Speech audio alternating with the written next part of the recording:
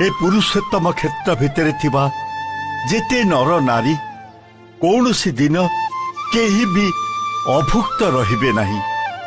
सेइथिपाई प्रतिदिन प्रभातरु रात्रि अर्धजाम पर्यंत आपणक निकटरे अन्य व्यंजन एवं 60 पौती भोग लागुथुव।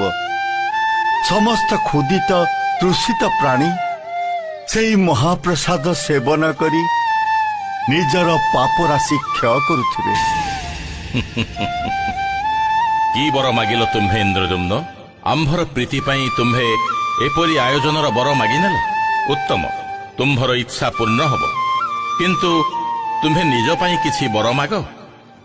जदि प्रसन्न हेले प्रभु ताहले एई बर दियंतु जेपरी मो परे मो वंशरे आउ केही रहिबे नाही। ई कोन इंद्रदुम्न? बर नाम रे तुम्हे